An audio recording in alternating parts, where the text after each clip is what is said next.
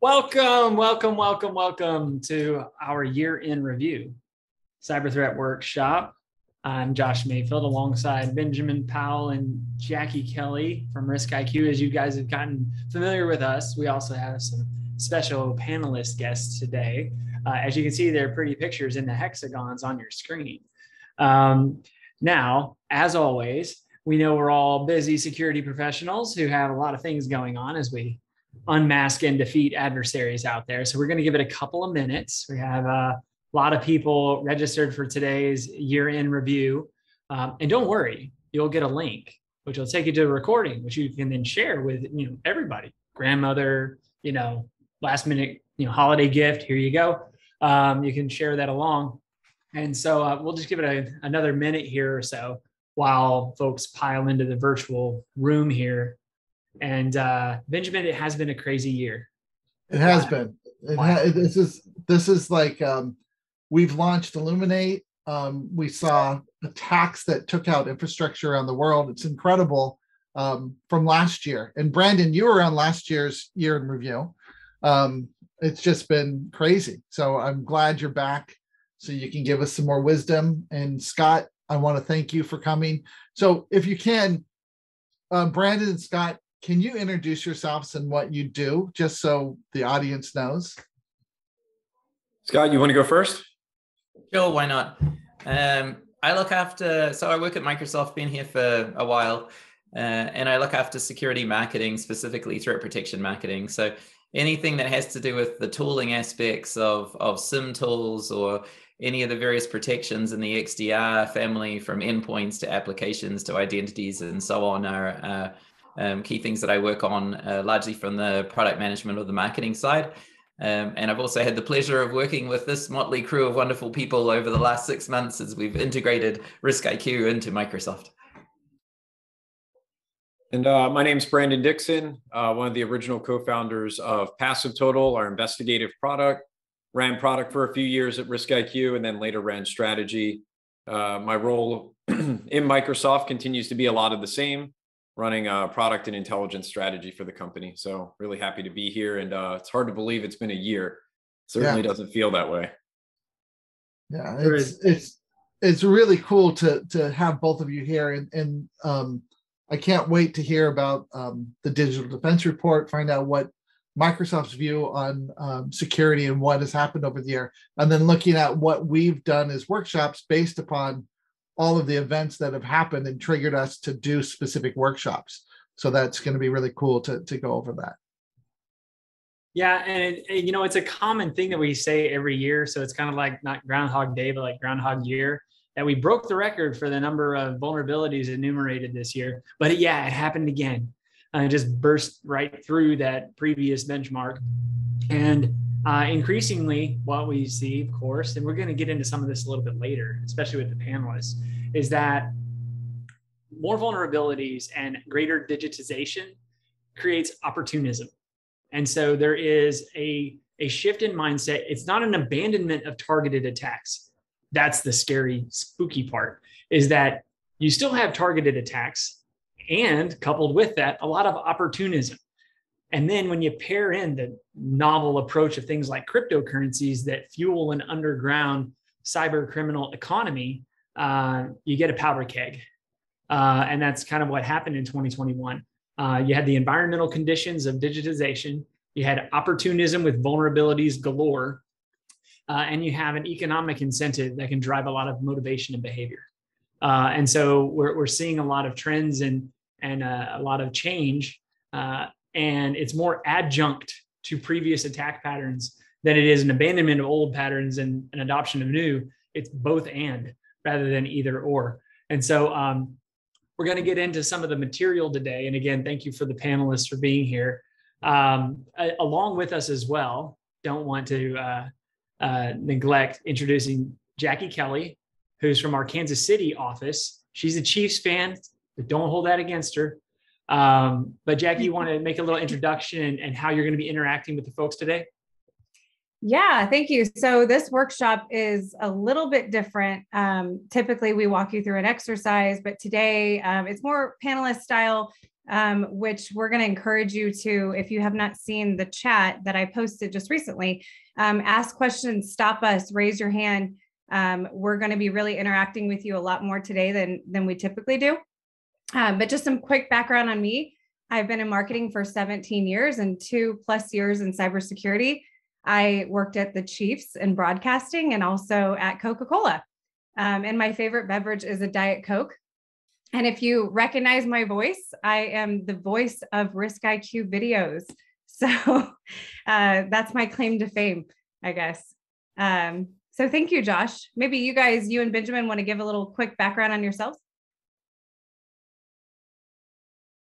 Josh? You first, buddy. Okay, so I'm Benjamin Powell.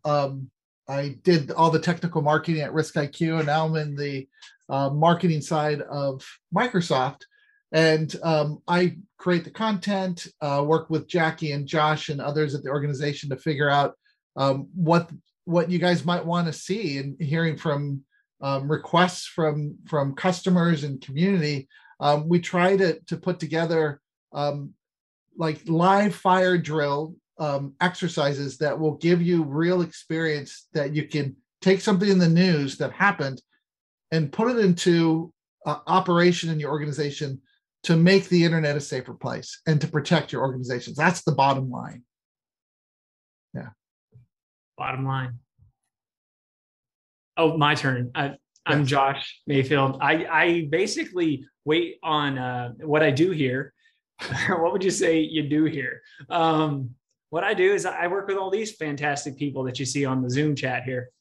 Benjamin, Jackie, Brandon, Scott, Jacqueline Witter, Barrett Louie. I basically wake up each day and say, what do you guys need? And then just jump into gear when it comes to accelerating what the team is doing. And ultimately, it may sound Pollyanna, it may sound all pie in the sky and motherhood and apple pie and all of that, but we really genuinely, truly want to make the internet a safer place. The internet is a great place to occupy, and it's a wonderful advancement for our species, but only if it's safe. And we think it can be safe for everyone because, to quote David Deutsch, the quantum computing pioneer, anything that is not prohibited by the laws of nature is achievable given the right knowledge. And we're in the knowledge world here with interpreting and understanding what threat actors are doing, how we can get entangled with them, and how to loosen ourselves from their grasp. So we'll get into some of these things, but I think we have a few housekeeping things going into the agenda so folks can know what's ahead. Okay, I'm trying to go to the next slide. Here we go. Oh, yeah. Because, marketing likes to do things and thank everyone for being here. We are giving away an American Express gift card for someone today. So there's no raffle needed. You don't have to put a name in a hat or a card in a fishbowl or anything like that. We're just going to select someone at random at the end of the session today, and you'll receive an Amex gift card. And go to the next. But Jackie, you want to talk a little bit about the poll questions we're going to be inviting people to today? Sure. Yeah. So typically a couple years ago, we used to do these live, and we would kind of warm up the room and be like, hey, who's been here before? And what do you do for your company? So now we have to do that via these poll questions. So Barrett, I think if you can put up the first question, have you attended a workshop before? This is the first question, and this will play out later on today. We're going to kind of talk about the last couple of years of workshops. So we'll be asking maybe this question again. But go ahead and just mark your answer, yes or no. Have you attended before? We can go ahead and show the answers. Yeah, and it's safe place here too. You're all among friends. So it helps us gauge just how familiar you are with the format and the kinds of material we cover. It also allows us to know how deep we can go into or should go into the things we're reviewing. And so it appears like 56%. Yeah. Over 50% have attended before, and 44% have not. So welcome, 44%. Let's get to the next question so we can get into this. How long have you been using threat intelligence? Less than 2 years, 2 to 5 years, more than 5 years, or never?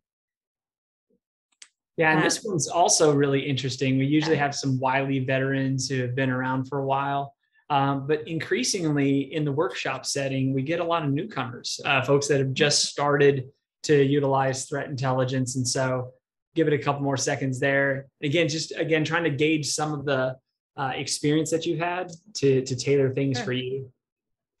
So we have 31% less than 2 years, 33% 2 to 5, 21 more than 5 years, and 14% never. Okay. So, you're looking at well over 70% there are less than 5 years. So. Okay, next question. My organization leverages threat intelligence for the following use cases. Incident response, vulnerability management, strategic planning, third-party risk and management, counterattack and takedown. And I believe we are talking about almost all of these today. Oh, and yes, Benjamin, you can choose all of them. More than one if you want. Yeah. Choose more than one. And this is my favoritist one. Favoritist is not a word, but it should be. It is my favoritist one because it ends up, I get a good idea of it. So my whole world of threat intelligence historically was the counterattack and takedown back in the day, more of a little bit in the university academic setting and stuff. So I'm always curious, who's using things for that nature. But yeah, you can select multiples here because there are lots of ways to use it. Okay. 92% incident response. That's pretty good. 68% vuln management, 55% strategic planning, 50% third-party risk management, and 45% counterattack and takedown. My people, 45%. Exactly how I thought it would pan out. It's always the lowest. All right. How often is your organization leveraging threat tracking? Regularly, every so often, or rarely? And I promise we only have a couple more. I think this one here too.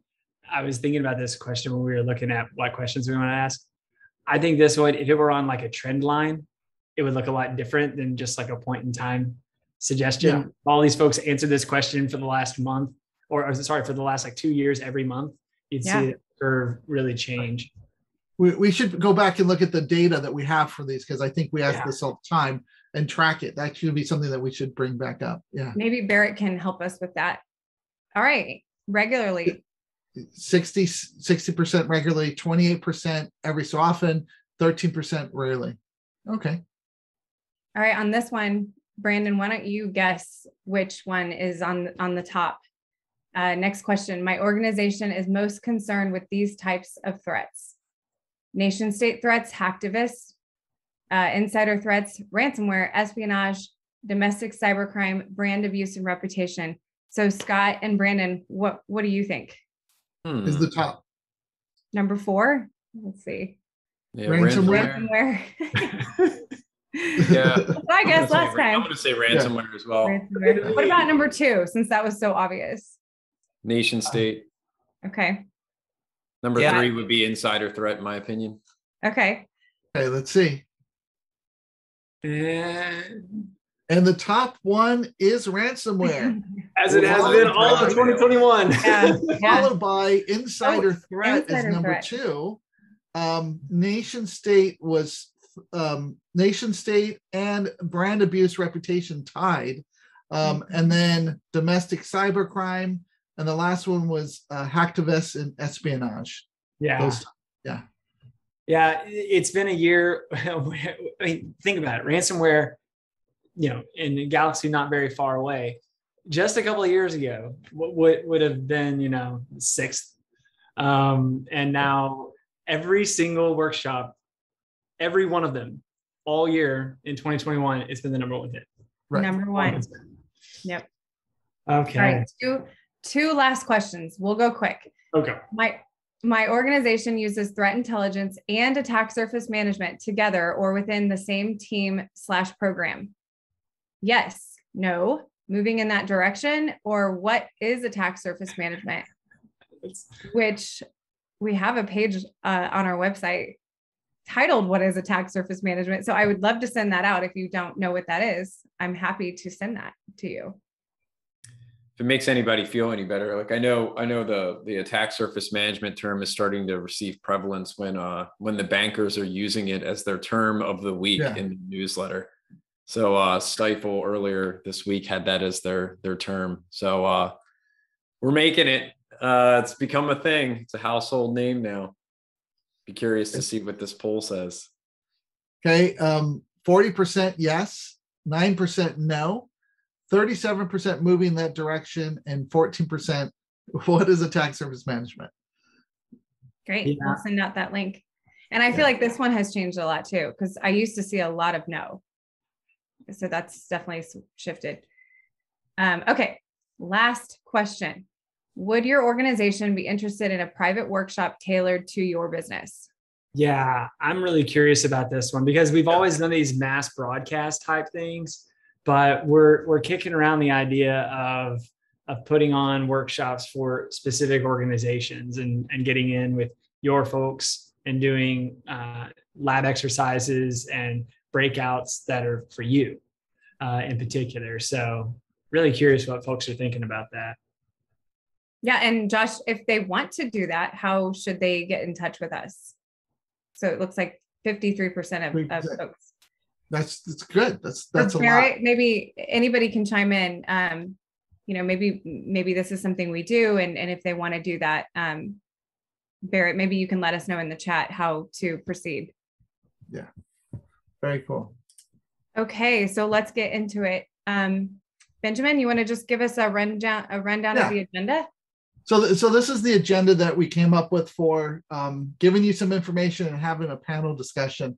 So Microsoft published the Microsoft Digital Defense Report at beginning of November, end of October, and it was really cool. So I had asked Scott if he can talk to it. Then I want to get into a discussion with Brandon and everybody about RiskIQ and Microsoft and what happened, what were some of the deciding factors, and then what the future might hold now that we have access to different data and different things, what cool things are we going to be able to do? And then I want to look back at what happened in the world. And then when we did these workshops, which ones we covered and what happened and what we talked about and how they changed over time and adapted based upon what we saw in the industry.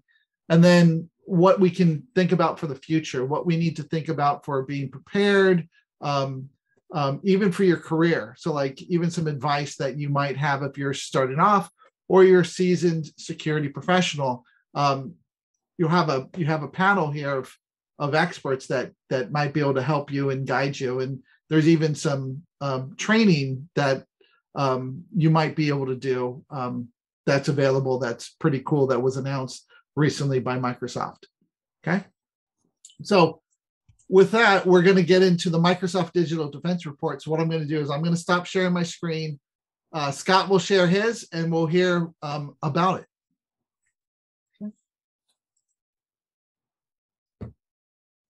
All right.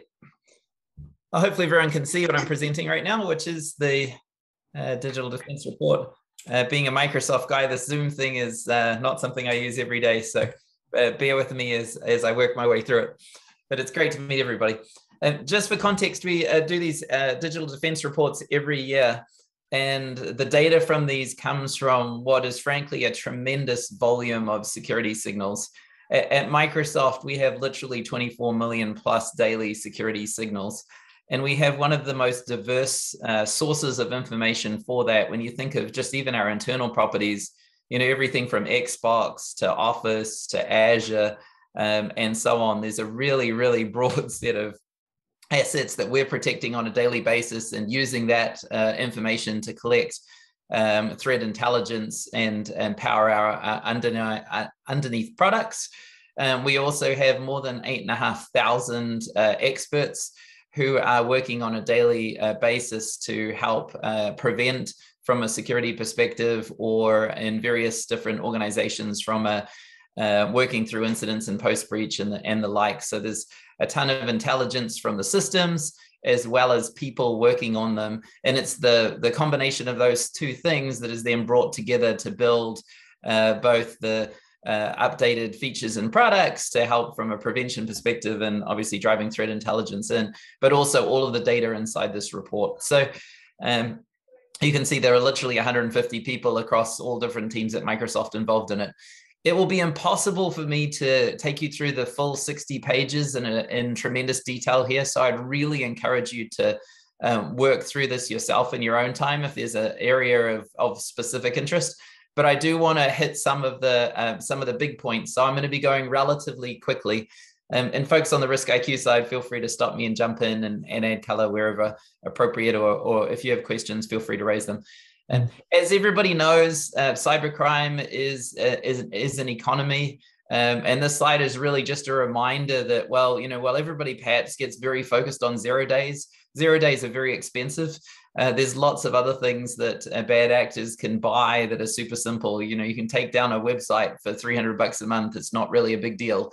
And so 0 days are an important thing. And as a platform provider, of course, Microsoft needs to continue to work on eliminating 0 days. But from the perspective of the cybercrime economy, the vast percentage of the attacks are through things like ransomware kits or phishing kits or denial of service. And the takeaway here is you can get access to those through the dark web for very cheap. And in terms of the model for ransomware, there's a supply chain model for ransomware, just like there is in building cars. Some people develop the ransomware, some people deploy the ransomware, various threat actors often work together. And the diagram on the right-hand side shows the matrix of some known ransomwares and the various interactions. And so you can see, threat actor 5, for example, contributing in multiple places to malware 13 and malware 17. So this is an ecosystem, an economy from a criminal perspective and also from a nation state perspective. In both cases, people are highly incented to drive. It will come as no surprise if you look at the line chart, the vertical lines, that ransomware has been a huge thing for us in this financial year. I know someone was mentioning their grandmother. I think my grandmother knows what ransomware is this year. It's been so topical in any just general trade rag, which is unfortunate. But there's been a significant increase in ransomware, and in particular ransomware as a service on the basis of that economy, which started in late 2019, continues to grow.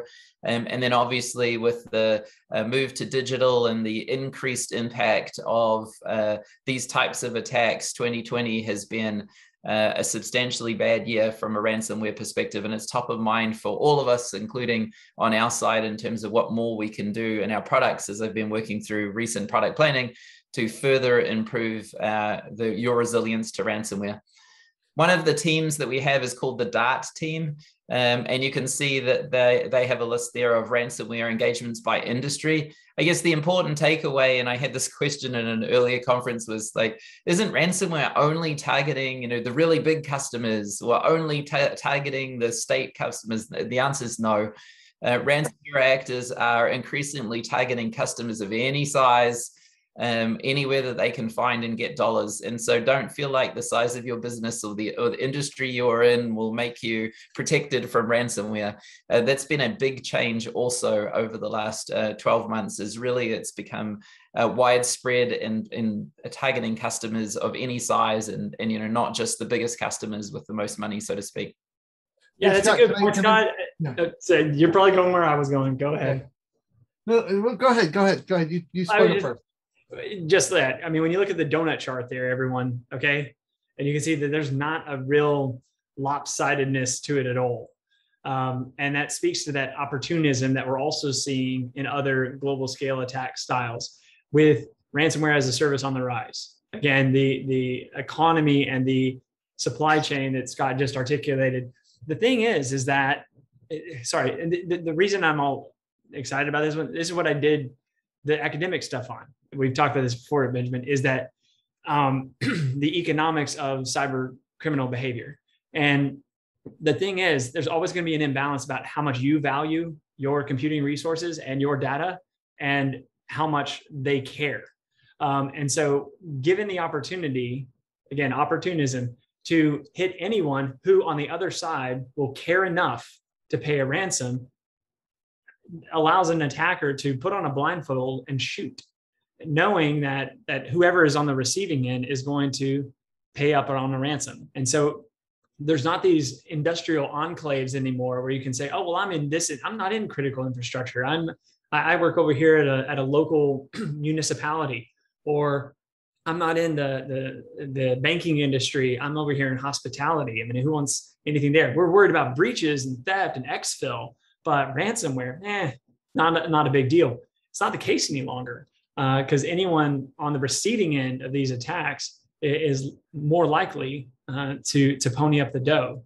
And so anyway, just putting that, again, that indicator of this opportunism that we continue to see on the rise.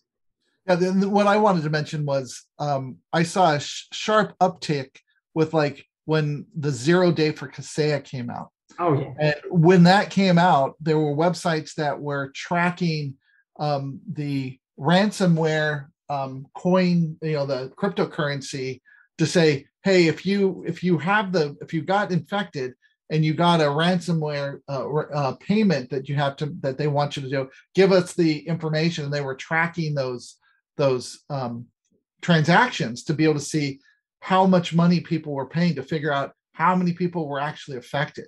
It was incredible. And then like in San Diego, we had Scripps Health Hospital that was attacked by ransomware during that same time, probably similar vulnerability. And they were down for 2 weeks, and they lost, in the news, it's about $111 million because of not being able to do surgeries, loss of data. And I'm not sure if they paid the ransom or not, but I suspect they probably did, to get their systems back up.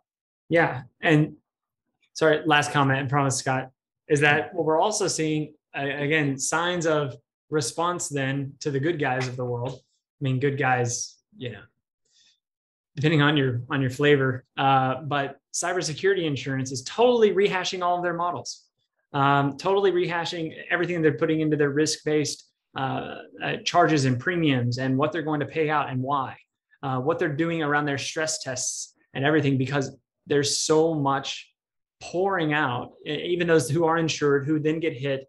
We're talking about billions and billions in losses, not just from ransom paid, though that's significant. But in addition to that, the recovery from the fallout itself. And so it can't be understated. And it's not just somebody getting onto your personal PC and locking you out of Windows or something. It's hitting large organizations and creating billions in impact. Yeah, and maybe, because all that sounds very scary. Just to quickly spend a couple of minutes on what you can do about it. Number one thing here remains hygiene. The more that you're doing a great job of your security hygiene, making sure you discover, understand all of your assets and are up to date and patched, and taking on best practices, that's super important. Identity and MFA is another huge one in terms of just limiting the attacks from an identity perspective. We're going to get to phishing in a minute, so I'll hold on that one. And then in the case that you do in fact get attacked, give yourself the option to not pay by actually having a backup and making sure you've tested your recovery infrastructure. Oftentimes the backup or recovery infrastructure doesn't have enough attention. Perhaps you have it, but you haven't run a recovery plan recently.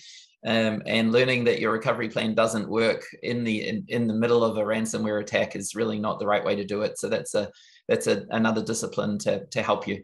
And the other thing is the recovery, how fast you can recover, because if you can recover, but it takes weeks to recover because of the backup speed, that's the other aspect, is to make sure your disaster recovery or your backups are in such a way that you can quickly come back too. Yeah. Like through VMs and stuff. Yeah. Awesome. And so here's the trends on phishing, just changing topics as I'll continue to do.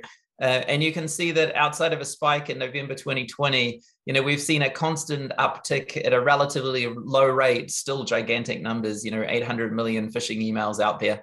Malware emails per week is actually, relatively speaking, declined since June 2020 at the 10 million or so. You can see the top verticals in terms of attack there, where wholesale distribution and accounting and consulting are ahead in terms of being attacked of the remaining audiences, although this affects all of us.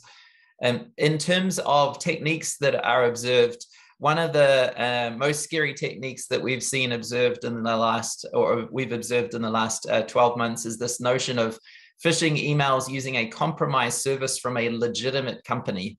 And so this is one of those where, you know, you hover over the mail address and it is the actual real mail address, but the mail sending company has in fact been compromised as a direct result of that, which makes it much harder for even those who have been, you know, trained through attack simulation, which I'll come back in a minute, user training, to spot these issues. So that's an emerging trend that isn't awesome.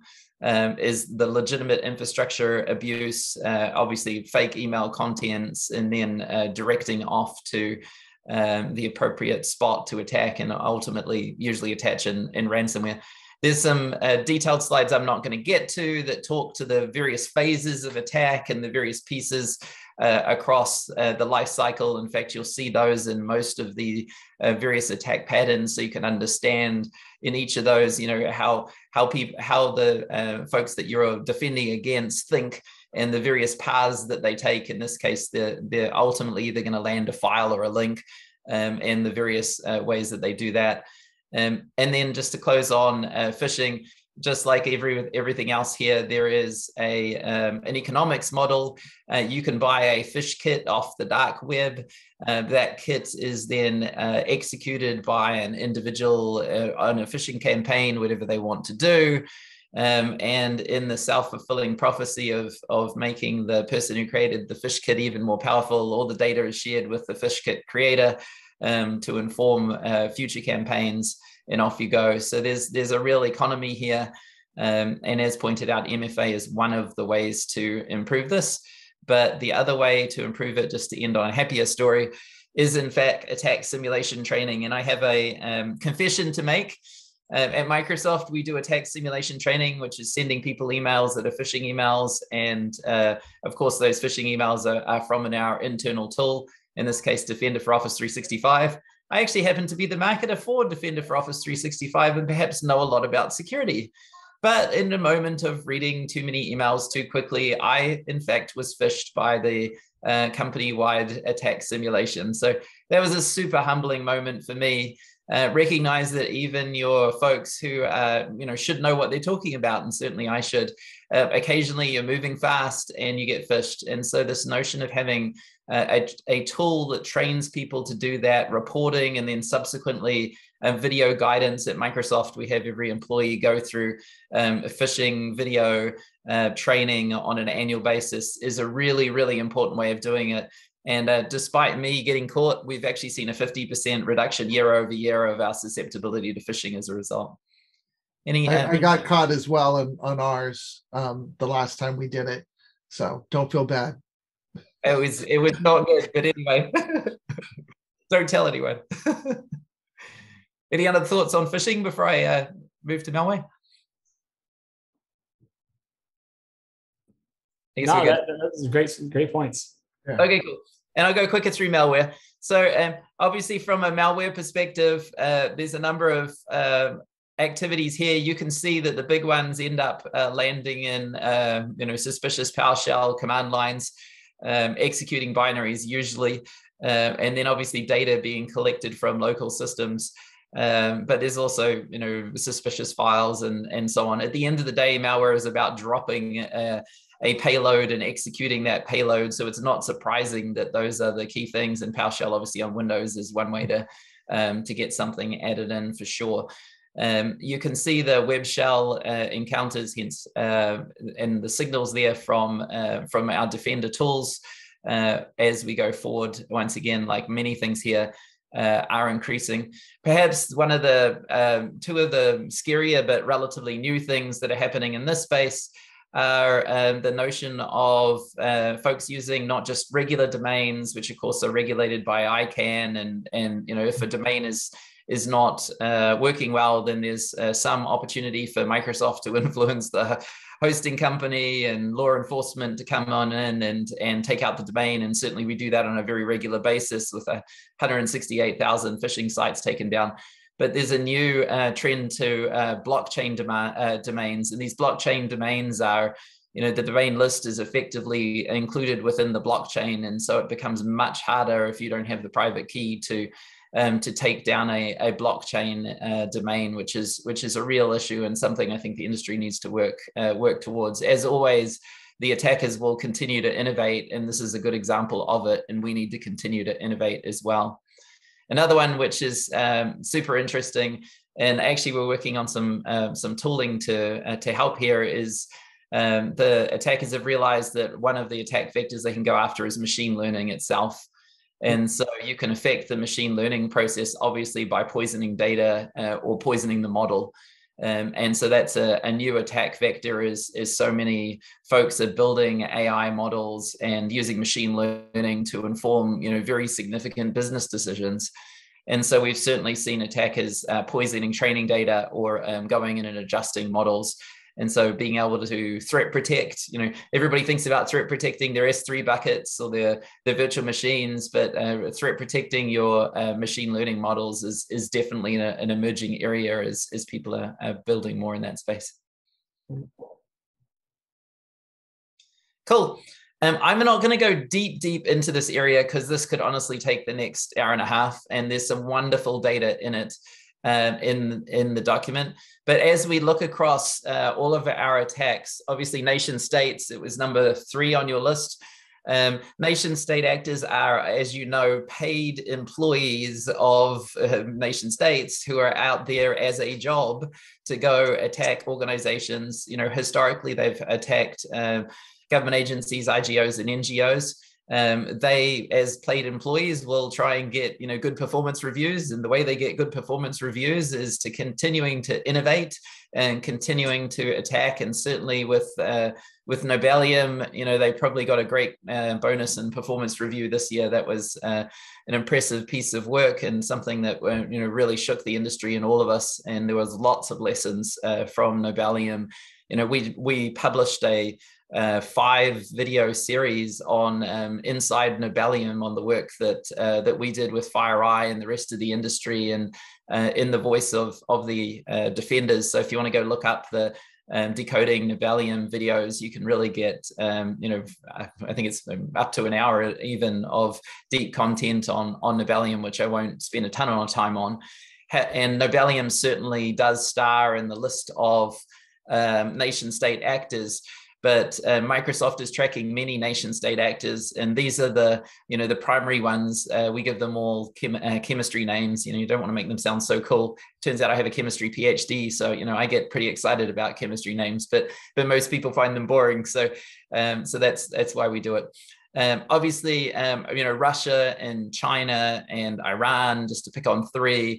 Are where some of the big threat actors are, and I won't drill into all the details of this, but you can actually see it on the next slide, where you can see the most active over here by state. You can certainly see the most targeted countries. It's not surprising that the US is, given where those nation state actors are, the US is one of the most targeted countries. It is the most targeted countries. And you can see here, relative to ransomware, that the targeting is more centered in NGOs and think tanks. But once again, Nobelium really had a very broad attack surface with the work that they did in compromising the SolarWinds supply chain stuff, etc., in the earlier part of the year. So don't think you're going to necessarily avoid nation state actors as well. Mm-hmm. I'm not going to go through the details per country, but I'd encourage you to download the Digital Defense Report, and we have a drill down on Russia and the specific teams such as Nobelium and their motivations and the types of information they're after and the verticals they're after. The same is true from China. The same is true from Iran. And you can even see for Phosphorus, which is the largest attacking group in Iran, a flow of what their MO is, effectively recognizing that all these folks, as soon as you document their MO, they're paid to improve it and get it better. And so here you can see, a broad list of countries and of nation state actors and their attack vectors. Hey, Scott, a question had come up about poisoning the AI, and what type of stuff, how does that happen? What are they poisoning? Yeah, so if you get access into the system and move laterally, then you can ultimately get access to the data set that is put into the ML model. And as you know, the way ML works is it's fundamentally a set of data that derives conclusions on through regression. And if you change the data so that instead of saying all yeses, the data says all no's, then you can drive a decision that's different. And so poisoning the data set by corrupting the data that goes into the model, either a file or a data in a database or an API, all of those are things you can think about. And then, of course, the model itself is represented in a file in most of these systems, and so you can also go into the model and change a true to false and create a second outcome as a result of that. And given how essential machine learning models are to driving things, I mean, we use machine learning, just to pick on an area in fishing, we use machine learning a ton to determine in this massive volume of males what's a fishing male and what isn't a fishing male. And if I can tweak the model so my thing isn't a fishing male, cool, I can then go and attack. But that's just an example or a couple of examples of how it can be done. And it's certainly an area that we're building threat protection capabilities at Microsoft around both of those, which you'll hear more about later. Perfect. Awesome. And you folks should keep me honest on time, because I could talk about this for literally forever. On the supply chain and IoT side and OT side, obviously these have been, I used to describe the fish tank, the Los Angeles casino fish tank example in the IoT space of a couple of years ago. And, perhaps people thought that was pretty far out and wouldn't happen too often, but supply chain with SolarWinds, and then OT with the Colonial Pipeline attack and others has been a really hotbed here over the last year. And the key in supply chain is obviously the integrity of your supply chain. Many of us have relied on trust as opposed to technical trust in our supply chains, and adversaries have figured out that's a way to get in and to get in at scale in terms of attacking multiple organizations. On IoT, obviously, because of the volume of devices here, there's a way to geometrically expand your attack. And on OT, frankly, the OT systems that most organizations have were not designed with security in mind, and represent easy targets if they're not being monitored. And so that's one that really needs to have some attention paid to it, both in terms of as OT systems are replaced, which tends to take a long time given the nature of those systems, but also to be monitoring OT systems. And so you'll see some fairly obvious but staggering data that will fit into this. I'm going to just skip past this. So in terms of supply chain, the way that Microsoft has thought about supply chain security is, as we've been, obviously we do a lot of work across the supply chain in terms of building Azure is obviously an exercise that involves hardware manufacturers from components across the world, as well as vendors that help us in various ways. And, obviously the security of Azure is super important to us as a business and our customers as well. And so we've developed this kind of 9 areas of investment model for supply chain security, from the work that we do in first-party engineering, so ourselves, but then making sure that we're looking at the firmware and driver security of each of the vendors that we get firmware and drivers from, because we've seen those attacks. Obviously, there's the physical security end-to-end across the supply chain, not just of your organization, and the manufacturing security, logistics, supplier security, and so on. And so this is a complex thing to work on that actually takes real resources to go end-to-end. And verifying all of this is a huge challenge. MFA is one of the bigger things that you can do. Certainly at Microsoft, we have lots of vendors working for us. And gosh, if we didn't have MFA, it'd be a huge challenge. And even then, sometimes it is. But obviously verifying identities is super, super important. And then, using machine learning is a model, is a way that you can go ahead and build a model to get feedback around how well you're improving here. I don't think anybody is perfect in the supply chain security space right now. This is an area that we're mapping out the risks on and beginning to understand how to address. And in certain areas, like in our case, firmware and driver security are easier to work through than end-to-end supplier security. And there's still the balance of trust and technical elements in this. But it's certainly a huge area of focus. And as Nobalium pointed out, last year we would have talked about the theoretical supply chain scenarios. Now my grandma knows what one of them is from an attack perspective. On the IoT and OT side, from an IoT perspective, the Mirai variants, the botnet there, and the router attacks and the GAFG variants continue to be the number one and number two attacked or malware variants out in the wild. And as a result, the infrastructure they use is there on the right-hand side. You can see the command and control for IoT largely comes from China and India. Those are the key locations, but there's other broader folks as we go forward, and there's some more mining stuff. Our own team, our Defender for IoT team, unfortunately discovered an industry-wide vulnerability this year in late April called Bad Alloc that enables memory access by bad actors to do all types of not good things. And so that was an important disclosure for us, and there's a bunch of work that the industry needs to do to continue to improve here. But it's great to see that we have attention on finding these issues and raising them as industry issues, because frankly, this is an opportunity across the board. Azure Sphere is another thing we've got in the IoT space, which is for new IoT developments is a way of getting much more security than you got before, because it has an operating system with substantial security built in and upfront. Yeah, and Scott, I wanted to ask you about that. A lot of people, one of the struggles they have with IoT is that there is so much diversification in what is running the IoT, right? And when you guys look at Bad Alloc, what was the commonality across all these various things that really allowed it to be a global scale vulnerability? Yeah, I mean, it's fundamentally the platform that's used in many places. And so the platforms here are often RTOS or Linux-based platforms, and where open source code is shared across multiple folks, then it makes it easy to have a scalable vulnerability.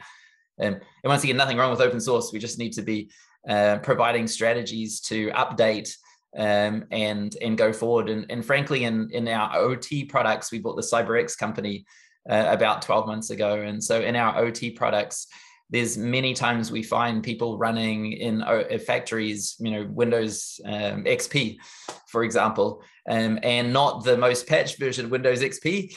Not that that's either awesome either, but still, whatever version shipped with the PLC device when the PLC device went out the door.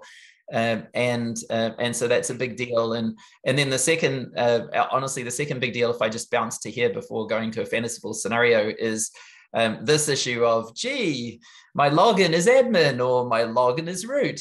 It makes it pretty easy for people to brute force if they only have to brute force half of the equation. And you can see these is actual observations from 45 days of sensor signals. And, by far the majority of the logins are in fact admin or root. And so if there's something simple you can do, given you have the flexibility to do it, get off admin and root is super basic advice, but is also super relevant advice still, even in 2021. And all this from Stuxnet came out, that was like the proof to the world that you could really affect the physical world with an attack and break things or hurt things.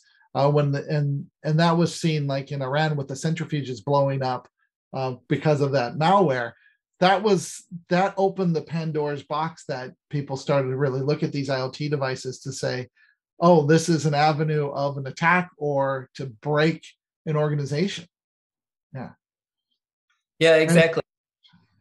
And then just one more, maybe a little bit more entertaining. One of the ways that we're seeing folks in the work from home scenario get access to OT devices or IoT devices is, I'm working from home, an attacker finds me on social media. I have a TV at home. Most of us do, of course. And I have my OT device at home as well. And the attacker sends a mail to me. And then rather than attacking, my phone, the attacker actually attacks my TV. And in attacking my TV, nobody's running antivirus or EDR or anything on their TVs today. And guess what? The attacker can just kind of hang out in your network there, perhaps downgrade the firmware on your TV to a more exploitable one, install a backdoor, move laterally across your network, discover the OT device, put a payload in that OT device, and guess what? You take that OT device to work, and now it's a really scary scenario. So this is not a fantasy scenario. This is something that we have actually observed. So it's super important that security at home and hybrid work is a key element to the way that we do things. And it comes back again often to the phishing emails and the level of attack simulation and making sure that people do their best to not get suckered into it as I did. Cool. As I'm sure I'm getting close to time, I would be remiss to not talk about the hybrid workforce. As we've all been in that model, and you can see I'm in my kitchen, and I've certainly interviewed a number of CISOs. The CISO of ASOS was one I remember in the last year, also from his kitchen, as we all continue to work remotely. If you were curious, there's the badge scans for Microsoft. On any day at Microsoft, 100,000 folks in March 2020 went to work. And that just dramatically tailed off initially, and still is, the vast majority of us who are in non-operational roles are working remotely, as I'm sure you are. So just an interesting tidbit for you there. As you would expect, identity is the key thing here in terms of working from home. And below you can see the distribution of all the IP addresses that issued brute force attacks from around the world, and certainly they're globally distributed, to say the least. You can also see the monthly compromised users in various attack categories. If you want to drill into breach relays or password sprays and phishing, in the line chart there, clearly phishing remains the number one that you need to be concerned about. And then we're also seeing a rise in OAuth request URLs as phishing emails continue to be, a big aspect of that. As you're working from home, you also need to think about your endpoint devices. And so you can just see the number of mobile devices managed by Intune just continuing to skyrocket, not surprisingly, and good, because then you can put security on top of that as people work from home. But that's super important, obviously. There's some good hints here in terms of deploying applications and thinking about moving from on applications that are installed on laptops to cloud native scenarios. And we've certainly seen a lot of digital transformation there as people are working from home, both from an availability perspective, because I need to access it outside of CourtNet, but then also from a security perspective. And then make sure the apps that you're using for your internal employees are in private situations. We have that feature in Azure. Don't put your internal employee apps on the internet, put them on the public cloud, but make them accessible only from your private network. That's not a good security configuration. Ben, you want to jump in? No, I didn't have any question. But the since COVID hit, this is now taken down the perimeter, and what we feel is it's the entire internet is now part of your perimeter, because it includes the homes, the supply chain, everything remote. So it's really important to have that visibility, understanding, and the control where you can put it in place to protect those assets that are coming back in. And this is something that's not going away, and it just got sped up tremendously because of the pandemic. No one wants to go back to the way it was. Like if you talk to people, they have the choice to go back to work. Most of them are going to want to stay home or have some sort of hybrid environment. And this is here to stay, and we have to learn how to live with it. and to protect these devices. Yeah, that makes sense. In terms of networking, as I come to a close, and I'll just do a couple more recommendations after this slide, I think. Actually, sometime this year, and I can't remember the exact flow log, but Azure Firewall repelled its largest DDoS attack to date, which I guess if you're on the Azure Firewall team was pretty exciting, because you live to make sure you're doing your job, and when your job is to repel DDoS attacks, obviously from a broader context, not super exciting to see these really, really gigantic DDoS attacks, but great to see the architectural resilience on that. And we've blocked a total of 2 trillion signals. No one should be confused. Well, all the talk in zero trust is perhaps identity and the importance of MFA and privileged access, PIM and all that other stuff. And it's all super important. Nobody's turning off their firewalls, nor should you. In fact, you really want to be moving towards network segmentation as much as possible, so that you can isolate the attackers as they come in and stop the lateral movement. But certainly you can see here the big attacks. No surprise that HTTP continues to be the biggest attack vector, and the numbers here are just staggering in terms of DDoS attacks. And you can look into more of the details of that. There's also sections in here on data. Obviously, people is an important piece of this, and the culture is important. You need your employees to be part of the solution here, phishing being the number one issue in that. There's also a section on disinformation if you're interested in election integrity. We have that.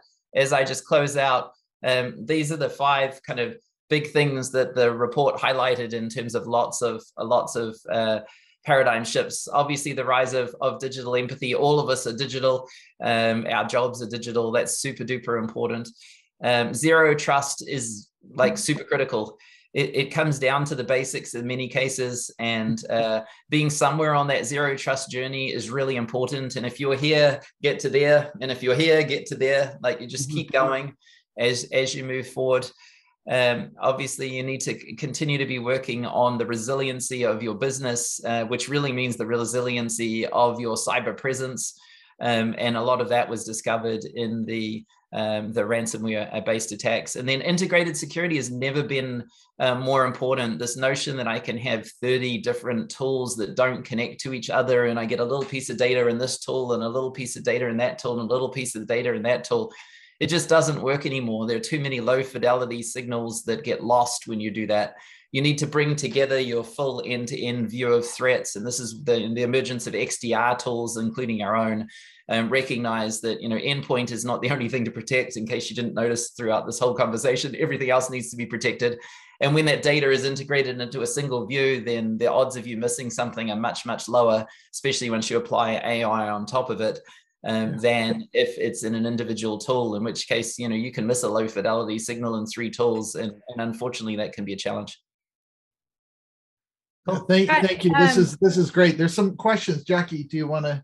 Well, I was first going to say, this is a question that was brought up earlier, but how often is this report put out, and where can we find this? Yeah, it's an annual report. I can type the URL, or someone can type the URL in the chat, which would be great. But you can find it up on the Microsoft website as the Digital Defense Report. Okay. And I think we do have some questions in the chat. I know we need to move on with our presentation. So maybe Scott, you can take a look and see if any of those questions, there's some directly related to Microsoft. So if there's any that you can answer on the chat, but I know, Benjamin, we're going to talk about RiskIQ and Microsoft. Right. So do you want to share your screen now, Benjamin? Yeah. So just real quickly, before we move on to that, Mr. Dixon, you've been quiet.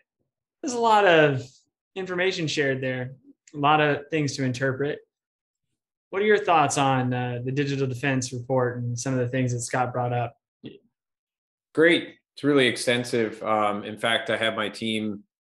There's somebody dedicated on my team who actually went through it and summarized it in a Cliff Note format for us to be able to get through it. But it's incredible the amount of insights that you can glean from a report like that. And it's a testament to the visibility and how many observations that Microsoft has. Having worked in the private sector for many years, doing espionage research and very much focused on nation state actors, seeing that level of insight just into that particular area is impressive, and something that, quite frankly, we would have charged money for reports that Microsoft regularly puts out like that. So if you haven't had the opportunity to check it out, there's a ton of information just to glean from, not only what ransomware actors are doing, or obviously how they're evolving their tactics, but also what nation states are doing as well. And even more so how to put good practices within your business to defend yourself. So it's, I personally went through the report in its entire detail. And then for the sake of just cherry picking interesting things as we were integrating the businesses together of how we might contribute and work together with various teams, we summarized that as well. So it was great. I'm looking forward to kind of continue to consume that information. Yeah, and as a person who's been a practitioner, security engineering, founder of Passive Total, and being able to understand that point of view of a threat hunter, of a person that's, let's say, new to threat intelligence, like 77% of the people here. What would you have done, or what advice would you have for those people in the room right now? You see a big report like that, you dive into it. What are the 2, 3, 5 things that you think are most important if you're new to the game, you're new to threat intelligence, you're new to attacker observations and threat hunting and so forth? What are the ways that you can apply that meta level data like that and that reporting of those observations to practical application as a hunter? I think if I'm new to the hunting space, or like threat intelligence is something that I'm interested in understanding more, but it's, I'm just getting started. I do think there's value in minimizing the scope to some extent and starting at a particular type of threat actor. When we were doing this work 10 years ago, I recall like being in meetings with a small amount of people who controlled a lot of resources in the industry, collectively, we were able to stitch together observations and understand what the threat actors were doing, but publishing that information really wasn't shared. And just a couple of weeks ago, I was fortunate enough to attend Cyber WarCon, and the overwhelming theme from that conference that I thought was really cool, and something that benefits people who are getting into the industry now, is that if you look back 10 years from today, there's so many published attacks and details about these threat actors, be it, financially motivated hacktivism, nation states, whatever the case might be. There is an immense amount of information that's been published that even if you are getting into this and you're not quite sure where to start or how to apply the technical aspects of it, you can get smart on what everybody else has already published. And using, a platform like ours, and this was the kind of the genesis, if you will, of creating Passive Total. And then, of course, the community that all of you have helped cultivate through these cyber threat hunting workshops. I think a lot of the examples that Benjamin's brought to bear this year usually start with something that was reported in media and not necessarily by us. And we took those indicators of compromise that were maybe shared, plugged them into our platform, and all of a sudden we were able to conduct a full-fledged investigation just by issuing a couple clicks.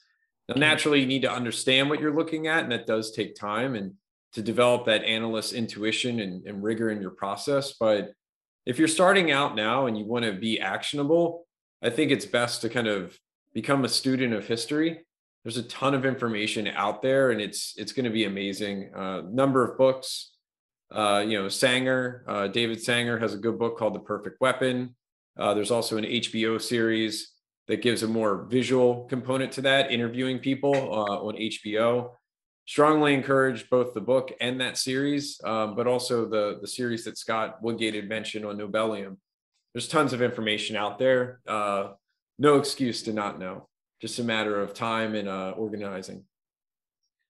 Hey, Scott, I know that you had said that you have another thing you have to drop for. Are there any other parting words, or are there any other questions for Scott directly? Yeah, and I can probably hang on for a little while too, just given where we're at. That's all good. Okay, perfect. Okay. curious what we're doing to integrate RiskIQ and Microsoft. So that'll be all learning for me. So in this section, this is why I wanted to have, now that we've been acquired by Microsoft, I wanted Brandon and Scott to talk because they were integral in this acquisition. Brandon was, and to hear that perspective and to understand, now that we're part of Microsoft and we have this extra capability of data and information, I just can't wait for us to like tap in and bring the inside and the outside together and be able to see that complete view. So Brandon, can you give us any insights or tell us about like what any information about RiskIQ and Microsoft, how we're going to be, helping the world make it a safer place by bringing in that inside outside view? Yeah, absolutely. So I know that I think we did a threat hunting workshop a couple of weeks after the original acquisition announcement, and we sort of explained a bit of the details behind the deal, but it's probably worth rehashing for those who hadn't attended that, just how things came to be and what the impetus was to kind of come together as a company. I think we had a longstanding partnership with Microsoft in which we were working with the Azure Sentinel team, now Microsoft Sentinel, enriching the SIEM incidents with a lot of the internet intelligence that we had and looking for ways to take the attack surface insights and observations that we had as a business and try to get them into the SIEM work stream as well. I also know just within our broader platform, there was integrations with Defender for Endpoint, formerly known as Advanced Threat Protection. So a lot of movement in the Microsoft product suite in the past couple of weeks, Scott being one of the driving forces behind that, which is, a welcome change. But integrating with both of those solutions, we saw a lot of success. A lot of our customers were really happy to see this. Some of them in the early stages of testing out Microsoft solutions, while others completely adopting them and buying full enterprise licenses across the board. And I think, that great relationship then evolved considerably through what occurred with the Exchange, incident that took place, in which, ironically enough, is to me a much more impactful attack than SolarWinds. I think that SolarWinds was still firmly lodged into everyone's mind, and they sort of, lost track of the fact that a nation state actor had basically went and compromised en masse every internet facing, server that was possible, throwing a web shell on top of it, creating backdoor access into, I think, some ridiculous amount of companies. It was well over the, I think it was 10x what the SolarWinds impact was. And so, what was interesting in that case was being able to detect those Exchange servers on the internet and work together to form a response to help customers understand where an unmanaged device may have been in their attack surface, or for internet service providers to understand that they were in fact hosting one of these, and actually go a step further and not just highlight the fact that the attack was occurring, but also go as far as reporting week over week how the patches were being rolled out and what vulnerabilities were still outstanding. So that relationship, I think, really galvanized the great work that we had already done and helped, kick off a better together discussion. Being on the deal side, generally, I'll spare everyone here, but immensely stressful. Many weeks of your life of not sleeping and going through that, but not necessarily material for what's to come in the future. So now that everything has closed, forward looking, there's obviously a committed investment from Microsoft to keep RiskIQ going. They bought the business because the attack surface management capabilities and the threat intelligence that we bring to bear. And, looking forward into next year, we're looking to keep those projects going, and ensure that we have products in market that facilitate both of those capabilities and also tie into the Microsoft solution suite as well. We want to make sure that, as Scott was saying, we don't want these low fidelity signals to be lost. We want to ensure that our customers can go and get the best high quality security intelligence that they possibly can, getting that context to protect themselves against a threat actor. And then, if you're a defender for endpoint client, immediately putting that information to use, blocking it inside of your environment, or taking that intelligence and using it to detect threats that might be within your logs that Microsoft Sentinel could expose. And for a lot of people listening to that, they might go, great, Microsoft products are going to get better, but I'm not completely sold on having all of my solutions within Microsoft, or I've made an existing security investment over in another maybe competing solution or adjacent solution. And I think the good news for everyone there is that we want to continue to facilitate having an independent threat intelligence solution in market where you can take that context and apply it wherever. Naturally, because we're one company, Microsoft solutions are going to have a pretty low friction pathway to using that information, but we want to strive to get to the same state with other solutions as well, even if that's something that may not be, may be competitive in some circumstances.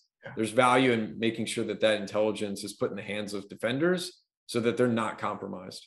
And that goes to like how we're trying to make the internet a safer place and make it for everyone. And that was like one of the cool things was our philosophy of thinking about that married so nicely with Microsoft's mission statement. They want to make for everybody in the world, make it that they're helping everybody to do better. And one of the things that we're bringing is the proactive approach. Like if you can find out if something's being weaponized and you can take that information and block it, or having a threat actor's tooling infrastructure, that you can now put that in place and proactively stop the attack before it even happens. That's the piece that is going to be very cool to tie in with the Microsoft products.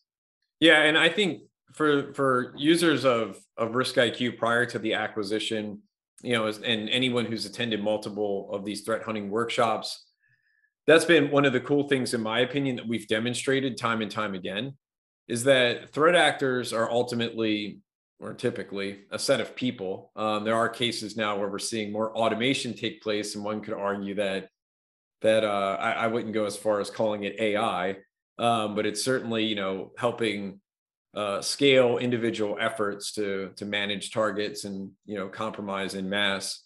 But generally speaking, there's this notion that the nation state actor is this amorphous dark cloud, and people often forget that what Scott pointed out, these people are paid to do a job, they're commissioned in some form, sometimes part of the military, other times a defense contractor of sorts, depending on the laws of the country that is doing the work. But everyone is, and even on the criminal side, it's just people at the end of the day, motivated either by performance in their job or motivated by, making money. And people ultimately are, they make mistakes. They're creatures of habit. There's times where even the most sophisticated actors make a mistake. They reuse infrastructure. They reuse a portion of code. They use a tactic that is novel, but actually sticks out when you compare it to the broader set of signals that are available. And, one of the things that gives me hope, and there's always excitement in the demonstrations we do, is that you can get ahead of the attacker. It's best to plan for a case in which you might be compromised. You want that business resiliency. You don't want to be assuming that it's not going to take place, but it's absolutely plausible that with enough signals at your disposal, you can put that information to use within your business and conceivably block certain attacks before they do occur. That's awesome. So what I like to do is I like to jump into the timeline and go through like when we created our threat hunting workshops, it was based upon what we were seeing. And I wanted to go through the timeline of things that Jackie, Josh, and myself and others had gone through and looked at. So let me share my screen and let's go through that as a group if we can. Okay, so give me a second. Okay. And while you're pulling that up, I'll direct this to whoever wants to answer it, but it pertains to this slide. Which vulnerability do you think had the biggest impact last year? And I think you kind of answered it, Brandon, but maybe revisit. Well, I know, like from my perspective, the attack that took place, like with the nation state doing a mass internet exploitation, I can't recall the individual CVEs, but the exchange vulnerability was a noteworthy one, less because of the vulnerability itself. I don't want to focus on that. Vulnerabilities are a dime a dozen. They exist in all sorts of software. It was the act of how it was exploited that I think was pretty novel and different. And it was an escalation, if you will, even beyond what SolarWinds had. So SolarWinds was probably the most impactful. It certainly made the most noise in the industry. And Nobelium as a threat actor, to Scott's statement earlier, certainly earned their keep if they were incentivized in such a way. But that's the one that attracted, I think, the most attention. It put a spotlight on this fact that there are supply chains that companies depend on, and that those things seemingly become vehicles of entry for sophisticated actors to get in, and that there's an abuse further left. In that particular case, modifying the actual code and the CI/CD pipeline to push out those updates was pretty incredible when you think about it. These actors were functioning almost like employees. What I thought was particularly interesting personally about the exchange exploitation was the fact that it happened in an automated way on every instance that occurred across the internet. And its purpose was less targeting, it was more opportunistic targeting. Yeah. So a nation state who basically sprayed every instance on the internet, tried to get a web shell deployed, and it was unclear what the purpose of that was. Implied, but we weren't exactly sure. Were all these targets meant to be collected? Was it meant to be a flex? When you look at nation state activity, it's always important to consider the policy angle that's going on as well. Is it testing the new administration, seeing how they're going to respond? So a lot of open-ended questions, in my opinion, on that particular attack. Or did it go out of control where there was supposed to be a targeted attack and it became a broad attack? You don't know. Yeah, plausible. Yeah. So what I'm gonna do is I want to go through some of these things that happened. And after our last workshop last year that you were on, Brandon, shortly after that, FireEye got breached, and they were like saying, "Oh, our tooling was taken," and where everyone in the industry was like, "Oh my goodness, what does this mean? How did this happen? What problem did they have where this occurred?" And once they went through and did their investigation, they announced, no, it was SolarWinds was actually breached, and because we're using SolarWinds, that's how they got in. And at that point, we were like going, wow, how do you know if so many people were using SolarWinds, and 425 out of the Fortune 500 were affected by this? We were like all trying to see as an industry, what could we do? And we had a researcher, Corey Kennedy, that figured out a way to look at the certificates and to figure out with the common names, if your asset information, your host names were in that certificate through API queries. And he created the Sunburst Hunter that was going through and looking at these certificates en masse to figure out if your names were in them, to see if you were affected by this. And that was incredible. So from that point, the marketing team, Jackie, myself, Josh, and others, were trying to get this information out in such a way that very concise, very quick. So we started doing the videos, and this is where Jackie's voice came in, and she became the voice of RiskIQ. Before that, I did a lot of them, and Josh even, and then she became the voice. She sounded so much better than all of us.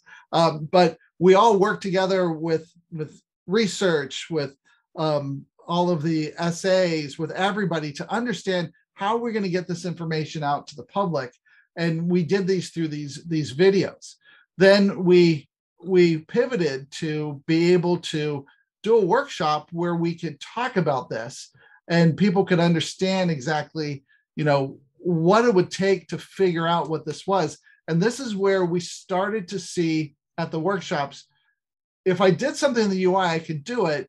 But if I did it through an API, I can make it where it was repeatable and less errors, and I got the results every single time.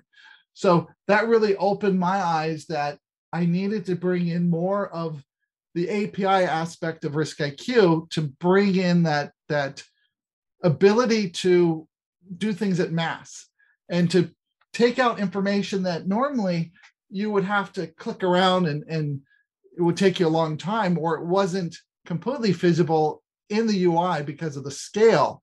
But now it became something that was manageable and you can quickly get that information. Anything you want to add, Josh, Jackie, anybody? Well, this is interesting. Brandon just commented on this in the chat, and I seconded it. It also really began to show signs of a community coming together. Yeah. When we're all living in the internet, we're all living in the internet. And I always say that too. I always say in, because there's a depth to the internet. It's not really like a plane that we live on. We're sort of swimming through it like an ocean. And so we're all in this thing together, and we have this one space to live. So just like in the physical world, hey, there's one planet. We're all here. We're stuck with each other. And so we have to find a way to not harm one another while we're also seeking our own interests. And the same is true on the internet.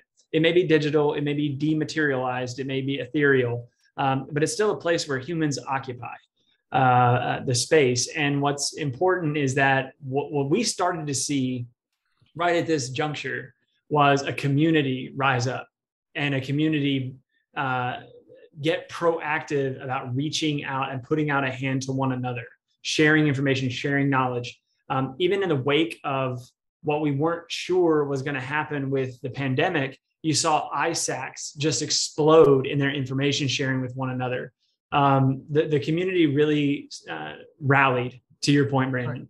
And so this is when we started to see it even in our own workshops, where historically, this, Benjamin, I mean, we do the lab exercises, people get the continuing education credits, they chime in here and there. We saw dozens and dozens of people in all of these workshops sharing with one another, linking things to each other, all virtually. We're not in the same room. We can't say, hey, Bill, hey, Susan, and get together about something. You saw it happen virtually, which was even more encouraging, that people, even though they couldn't be in the physical space, they were literally helping others, other defenders around the world. So. Yeah, and in this workshop, we brought in Corey, who wrote the actual tool that people could ask questions to and figure out what was happening. So it was really, really important. And then from that, it helped us even to say, we really need these types of things in the product. And we were going to be launching Illuminate.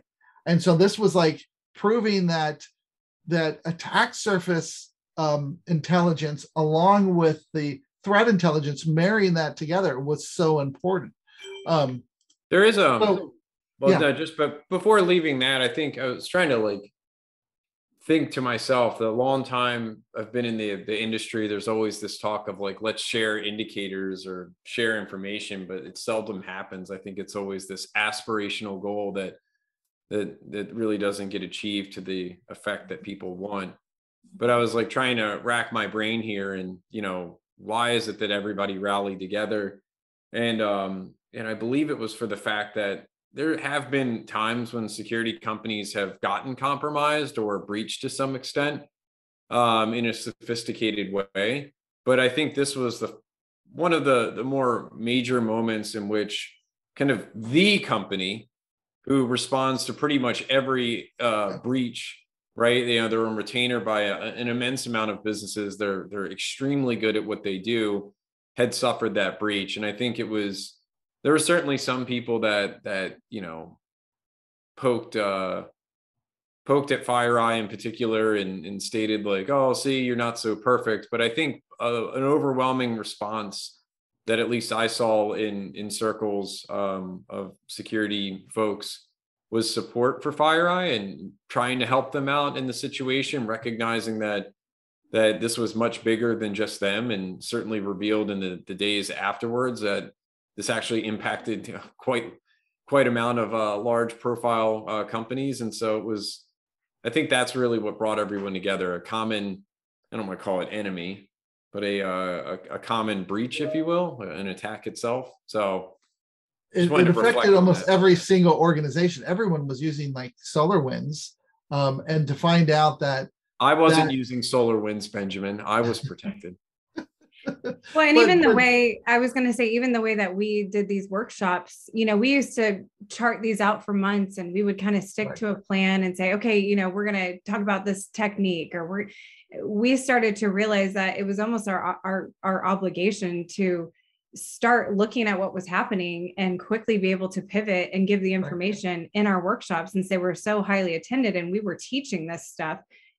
We pivoted. And so once Benjamin lays the rest of this out, you'll see how many times we probably had a workshop ready to go, but we would shift quickly because of something that happened in the industry. Yeah.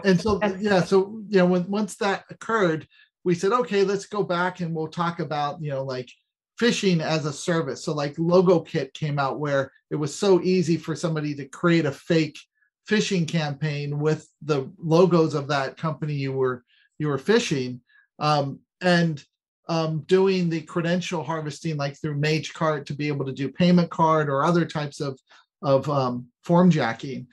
We wanted to focus on that a little bit to explain, you know, that industry that we were seeing and we were researching.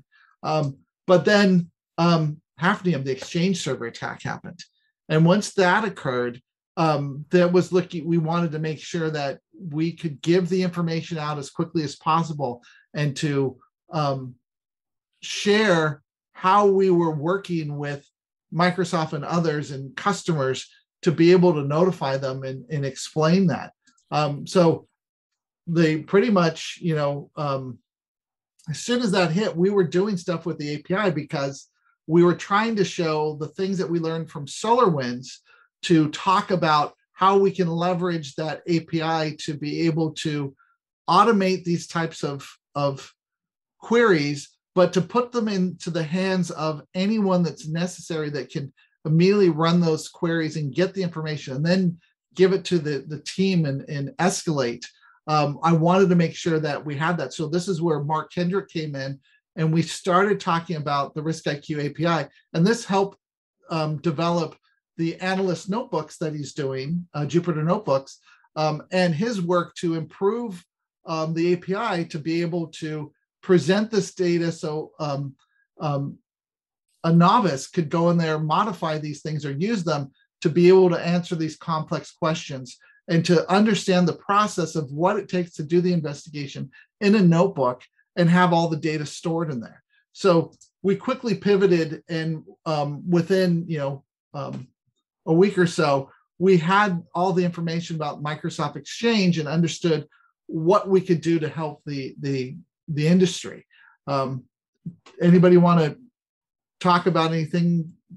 Well, Benjamin, for the sake of time, would you just kind of reveal the rest of them, and then maybe pick a few out, or we can? Yeah. Time flies when having fun. I just realized that. Yeah. Thank you, Jackie. Yeah. So everyone wants to know our predictions. I want to give us enough time. Okay. So one of the things I wanted to do was we started seeing the rise of the ransomware attacks. And this is where, like in San Diego, I have a sister-in-law that works at Scripps Health, and they were down, completely down. Like even the machines, the IoT machines were down, everything. So it was really, really bad, and it affected, you know, the health and safety of all the people that were there. Then we had the Colonial Pipe ransomware attack. And so this is where we wanted to go through and start looking at these opportunistic types of attacks, and try to show you how you can find the vulnerabilities, not only in your attack surface, but within your supply chain. And so we started to go through and look at these, showing you how you can do it in the tool. And then on June 3rd, we actually went through and showed how to look at these vulnerabilities from an insight, which might be more than just the CVE on a particular server. But because when we're going and talking to the internet, we might go look at the banners. We might go and do another test to verify that this is really susceptible to this type of attack. So that type of information was so valuable. And then with a Jupyter notebook, to be able to say, first of all, if someone walks up to you and says, I just read this article and it talks about this vulnerability, does this affect us? Somebody can really look at it and say, let me tell you, and within a minute, you could find out, do I have this problem in my attack surface, in my environment exposed to the world, or any of the third parties that I rely upon to be able to do my business? And to be able to have that information and then give it to your third party or your internal team to say, hey, we need to take care of this right away, because the time of the announcement to the time of the massive ransomware attacks was very, very short. So for example, Kaseya, 0 day, we did a workshop basically like the next week to let them know, here it is, here's how big the problem is, this is how to find your stuff so you can fix it. And then we started going into the threat actor tooling to be able to say another way that you could inoculate your organization is by understanding the infrastructure that these threat actors are using. And a lot of it is shared. So if you can block Cobalt Strike, like for example, we have an additional 8,000 indicators that no one else knows about. So those total of about 10,000 indicators, if you put those in place, then those Cobalt servers, you're not going to talk to them or they're not going to talk to you. So it's really important to understand that. And what was funny was we did a workshop on the 19th, the supply chain with the Jupyter Notebook. And when we talked about the supply chain, a cool thing happened, and it wasn't, we didn't know that this was going to occur. Remember the Pegasus software with NSO? When I picked some organizations, I picked some service providers, and I picked a country. I picked Mexico. So I picked a bunch of service providers in Mexico, and we started to see a hit on an open source intelligence article, and it was from Citizen Lab, where they were talking about this NSO software that was used on phones to be able to spy on people. And that infrastructure was referenced in their article. And so we found this infrastructure that was used by governments to spy on people in those countries. And that was something that was discovered and we talked about and we showed it. So that was really cool just before everything blew up about the Pegasus software and how it needed to be stopped, and all the patches from Google and from Apple came out to take care of it. So once that occurred, Jackie had come up with, hey, now that we've learned all these lessons through the year, we really need to come up with like the 5 tenets of what you need to do to protect yourself. So we actually went through and said, hey, you need to know, it's like the Sun Tzu Art of War. You have to know about yourself. You have to know about your allies. You need to know your enemies. You need to know about your own surroundings, what you have. And then you need to know where your vulnerabilities are. So all of those aspects of what we did was how you then can apply the things that we were trying to show you throughout the year in a concise manner to show you all the steps. And then we ended the year with the Microsoft integration and showing the XDR capability and how you can automate that to enrich the indicators to tell you more. Yeah. That's a really good summary, Benjamin. And yeah, as you can tell, folks, we packed a lot into the last year. I'm ready for vacation. And, because look, the thing is that it's all real live information, right? That's we always have the lawyer disclaimer at the beginning because it's real stuff. And so it's taken from the real world and then guiding people through lab exercises to do it on their own and to be able to understand how to dig it apart, pivot around, find the additional context, invite their team to the party, and really investigate together. And so it's been a busy, busy year, which leads me to kind of a pivot point here, right? Which is what the heck's going to happen next year? But before we do that, Barrett, I know that people are just itching to find out if they're $100 richer with an Amex gift card. Holiday season is here, right? You don't know what to give that person. you can, we don't know what to give you folks. We don't know you personally. So this is our gift to you. Barrett, do we have a winner for the Amex gift card that we can announce? I actually have it. If he doesn't, okay, there you go. Jackie, go for it. Jay Smith. So I'm leaving out the first name, but Jay and last name Smith. Okay. So we'll be in touch with you. You know who you are. Thank you. And hopefully there's not multiples, given the commonality of the last name there. So we have an agenda. We actually finalized it this morning. Yes. For what we're going to be doing January through April in terms of workshops. But to Jackie's point, it may pivot based on what happens in the year. So I'm just curious, what do we think is going to happen in 2022, everybody? So Scott and Brandon, I'll let you guys take it first, because your view of the world is from a background that you've been doing this for a long, long time, and you see trends. So what do you think the trends are going to be? Go ahead. I think he just called you old. No. Well, that would apply to me, not to Brandon. Brandon, you're on mute too if you're talking. I haven't spoken yet. I mean, there's one thing that I thought was interesting, and it's not even my own idea, so I won't claim it to be, but it was like, when I was listening to the talks over at Cyber WarCon, there was a lot of presentations, including ones from Microsoft, Mandiant, Meta, as it's now known, different journalists, CrowdStrike. And one of the things that stuck out that I thought was interesting was how this notion of ransomware evolving further to become more refined and leveraged by nation states to not necessarily just cause destruction, but also to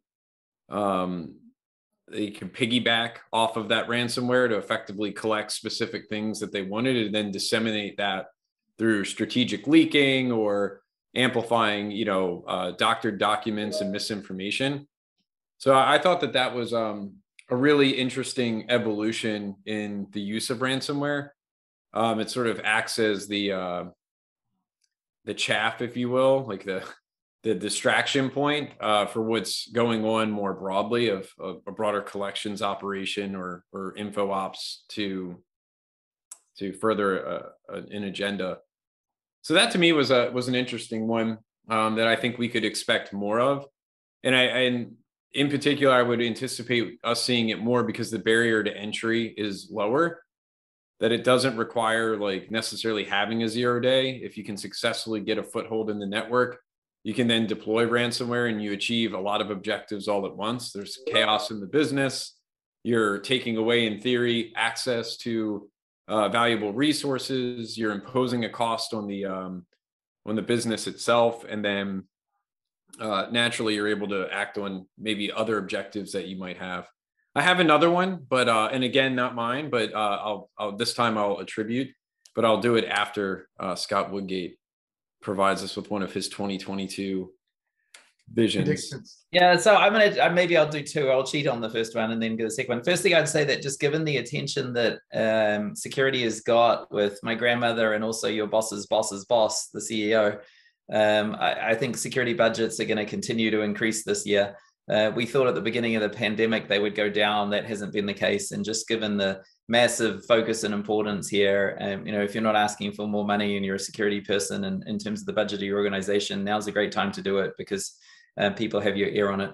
From an attack perspective, this will be an uncomfortable thing to say. But I think the focus on cloud security and attacks on cloud security will increase as more folks go to the cloud. And so as a cloud provider, as well as a security provider, that's a double-edged thing for us. But I think we'll see more of that. And the ransomware thing is proving to have legs. As long as people pay, customers will continue to be ransomware, and I don't think this will be the end of that story by any means. I think next year will probably be only bigger than than the prior years. And so there's more that technology providers such as us can do to help there. And we're certainly doing that. And once again, there's more you can do in terms of some of the things we covered off. But those would be my areas. I think Brandon's got the cool, more sophisticated angle down though. So I'll pass it back to Brandon. Yeah, I'll add one more and then we'll open it up too. I'm interested to hear all of your thoughts of like having hosted these and been interacting with, various folks in the classes, and, certainly that has to guide some ideas of what to expect for the future. With this one, we'll attribute back appropriately that other wisdom came out of a collective group, but CrowdStrike had synthesized it in a really easy way on that ransomware evolution. Can't recall the names at the moment, so I apologize if there's some CrowdStrike people on the line, but give your company some credit there. The other one was Hackers for Hire. So Chris Bing and Raphael Satter had a really interesting article that I won't post the direct Reuters because I just Googled the first thing that came up, but find the raw source there. But effectively, it had just sort of uncovered a long-running trend of businesses that effectively operate on behalf, like they're hackers for hire. But what's interesting is like they sort of took a look at these businesses and how they were being engaged and for what purposes.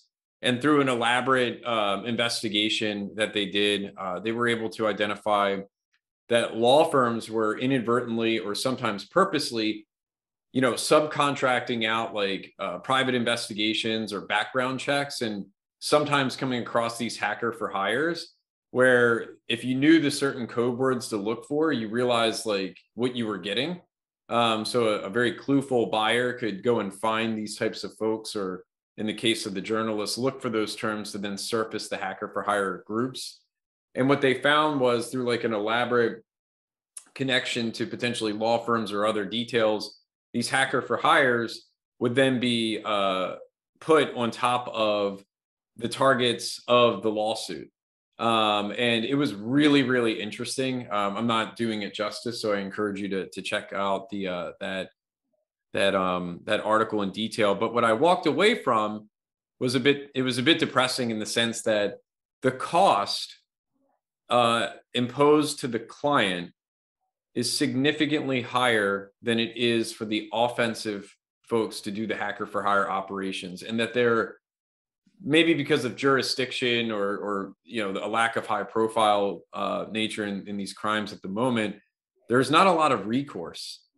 So you had these hacker for hire incidents who were able to dig up information and potentially put it out into the world and amplify it through whatever channels or means, and then have that as a damaging reputation or get used against that person in a lawsuit.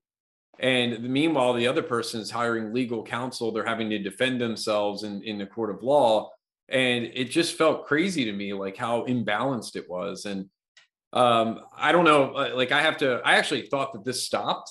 So they had mentioned like, some of the companies like Appen, and I was like, oh man, I haven't heard that name in a long time. And it's just gone on for the past 10 years. It's never stopped.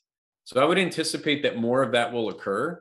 Maybe not as in the public, though. I hope that it does, and I hope that there is recourse. But yeah, I thought that was a really interesting one. Crazy world. Yeah. And there is a few, if you all panelists want to take a look at the chat, ransomware, of course, is coming up. Disinformation, it's one we haven't talked about. But it's in the report. It's in the digital defense report. So they talk about it in there. Okay. So we just didn't cover it today. Yeah, I just didn't have time to cover it today, but in particular, elections and other bits and pieces are covered in one of the later chapters. Feel free to check it out. Yeah. Tools like NSO Group, that's another interesting one. Like we've obviously seen at the back end of this year, like a significant development in how those companies are treated in the market generally. Getting sanctioned on the list, that's a big turn of events. Yeah, I never thought that would happen. It was good to see. Yeah, so the question becomes then, like, if that's the cost of doing business, how do those business models evolve next year? Because surely they don't go away. It's just they change. And so that'll be an interesting one to watch as well. Yeah, that was really cool to be able to discover that in the environment of a country, and tie it back to an open source article that we linked to in our threat intelligence portal, and then going down that rabbit hole to see what it was and go, oh my goodness, this is crazy. It was nice to be able to see that our ability to look at an attack surface, whether it's your own or others, and to find these links to risks or threats, and then to be able to figure out what that is. That was to me was really eye-opening and interesting. And then to have it blow up in the world where everybody was talking about it was great, just to hear and see. So we have a question. Where do you think organizations can improve their security the most with the least effort? Don't we always want to, I mean, that's like patch. I would say if everybody, like when patches are available, you're applying them as quickly as possible, verifying that they're not going to break things and putting them in place as soon as possible. These automated type of opportunistic types of attacks are only going to increase. So you have to increase the detection and the response capability, and then implement your change as quickly as possible to reduce your window of exposure. Yeah, and I can see that Brandon and multi-factor on multi-factor. Multi-factor authentication, patch, but even before you're patching, like know what you have. Like being able to know exactly what your digital estate is, because you can't patch what you don't even know is yours. And you can't know what is threatened that is yours when you can't see what it's entangled with in that digital soup out there called the internet. And so I definitely would say that. And in terms of maybe not a prediction, maybe a hope. How about that? A hope for 2022. But I'm almost close to prediction that we're very close, where we see like the community rising up and rallying together, that we're going to start to see an end of victim shaming. We're all in this together. And when companies get hit, when individuals get hit, we mentioned it today, two of the smartest security people that I know talking about how they clicked on their own company's phishing test, right? It happens. And I start to see this community coming together, and then more globally, if we can start to see one another who are actually under attack as the ones who are actually getting harmed here, and turn our attention together as a community against those who are doing the harm, I think that's going to have a tremendous impact. And again, maybe it's a hope right now for 2022, but we are seeing a change. Like Brandon was saying about the FireEye breach, there were fewer voices that were wagging their finger at FireEye, and more people coming to their aid. And the more that we can do that, I think the more that we can withstand and be more resilient against the adversaries. So 5G worries me for 2022. 5G and its increased abundance, the hoarding of 0 days by the Chinese government is concerning to me. The expressed policy of hoarding, not to say that other nations don't do that, plenty do, but making it a direct mandate across all security researchers within the People's Republic of China does concern me when it comes to that. And I think there are going to be a couple of those things sprout out, especially a chain of 0 days together that are going to come together in an alliance shape. That's what we saw with a few of these global scale attacks, are nation state alliances. And when you have many of them hoarding many 0 days, putting a daisy chain of them together can do some significant damage that'll be difficult to unravel. I think that's something we can all keep our eyes on. And again, it starts with just knowing yourself, knowing where you are on the internet, what's you, what's another, what's good, what's bad, what's adversary, what's ally, is critical. So yeah, it's like that's going to end a lot of the bug bounty stuff, where all those Chinese researchers that are doing stuff, they can't let the other organizations know they found something. It's terrible. I put the article inside of the chat for everybody. But this is now it's setting us up for problems in the future by doing that. So yeah, I agree. That's going to be a problem. But well, I really go ahead, Jackie. Well, I was just going to, while we have you guys, and you're all at different points in your careers, including myself, I thought potentially we could just talk about, we need more people in this industry. So what is Microsoft doing? And also, maybe you guys can give us some advice, as you saw, and I know you did earlier, Brandon, by talking about, go look at history and some of the things, study up on that. But what else, we had, what did you say, Josh? 70% was 5 years or less. So yeah, pretty new in their career. So maybe you guys could just all stop talking and you can answer some of those questions. And then of course, if anybody else has questions, obviously feel free to put it in the Q&A or the chat.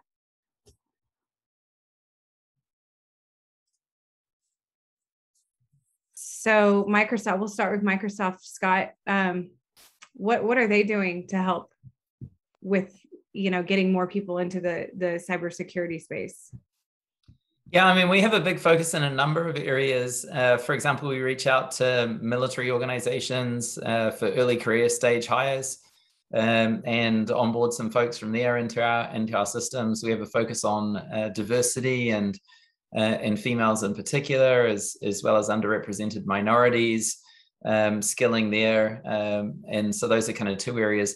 And then more broadly, obviously, we are on the same constant drumbeat of everybody else of encouraging colleges and other educational institutions and frankly, people of that age to go choose cybersecurity as a career, because the demand curve is substantially negative still. And there's these are good, well-paid jobs relative to most of the other jobs on the planet. So there's certainly opportunity for young folks to make some money in a great career here and save the world at the same time. What more fun can you have in a job than that? Yeah. And I put in a blog from Microsoft. Go ahead. Perfect. Yeah. Thanks for sharing that. I was going to say, maybe we could just go around and talk about, maybe what advice, looking back, do you wish you had maybe starting your career or getting into this space? Brandon, I feel like you're a great person to start with.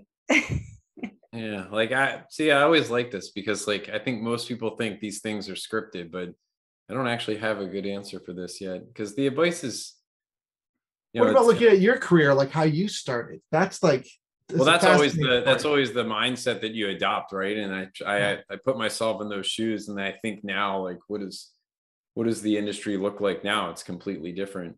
For me, personally, I got interested in cybersecurity through web development and building websites and graphic design and trying to kind of create little businesses on the internet. And I recall distinctly being interested in hacking. And it's one of those things that when do you know that you've progressed to becoming a hacker? And you realize that you don't. It's just a set of tools and knowledge about technologies and potential weaknesses or misconfigurations that can be abused. So for me, my early days were just consuming as much information as possible. And beyond the theory, it was actually going as far as doing the exercises, setting up web servers, setting up MySQL databases. This was before there were a lot of, an immense amount of resources now that help automate that or test or allow you to certify. I think certifications get a bad rep, but they're not meant to necessarily just get you a job. They're also, in its core purpose, meant to teach you something. And the certification just embodies the fact that you went and took a course. So I like the resources that all of you continue to maintain through the threat hunting workshops. My co-founder and I originally came up with a educating concept 7 years ago. I think we were sitting in a coffee shop in Taiwan, realizing that we were trying to espouse the greatness of unifying all this like data together that was disparate all over the web.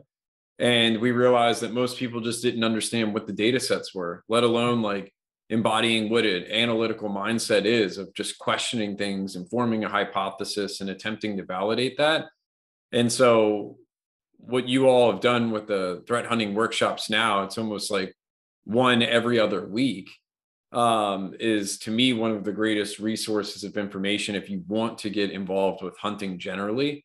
And I think that they'll only expand over time. And I know that there's probably other resources, like SANS and individuals who are running their own like Patreon, or Udemy or all these different educating portals. But if you can put aside the product component of what we do, it's not really a heavy sale and it's free.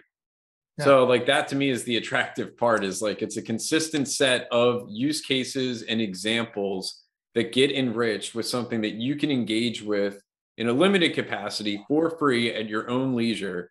They're recorded. You meet other people in the industry. You form networking bonds. Hopefully, I recognize it's a little bit harder now. Yeah, that's such a really cool thing. If I'm starting up my career, like that's what I wish I would have had. We didn't. Yeah, you're and it's so funny because when I first started with this, I had taken the concept of what Brandon and Steve had put together and worked with them and did these live, and we did them with like Brad Liggett and other people, where we actually went around the country and around the world and gave these, but the use cases were only updated every quarter because we didn't hit everything all the time. But the one benefit of the pandemic was, because we took these virtual, we were able to open them up to everybody, and every single one that we did was new content. And I think that really helped the industry in general, is to get that information out quickly to help. And it wouldn't have started without what you and Steve had done, Brandon. So that idea of giving out the knowledge of what you should do, that experience, is what we've tried to strive and to make it the internet a better place. That was the whole goal and expectation, was just to give out the information, show you how to solve the problems that you're facing in the real world, and give you the experience that if you come across a situation, you kind of know the steps that you need to do, and you've done it before, that you're more prepared for your organization and your career. We have one last comment I'll make. One of our venture capitalists told me this, and I didn't put too much stock in it until much later on, but there's value in like learning things through what he called osmosis. It's very easy to read a book and think to yourself, I don't really need to practice this that much, or I don't need to go and do the job. Like, I don't want to start in tier 1 or tier 2 SOC support. Like, I want to just go and become an incident responder. Like, I'm gonna immediately land that position. And there's certainly cases where that might be the fact, especially with the talent shortage generally.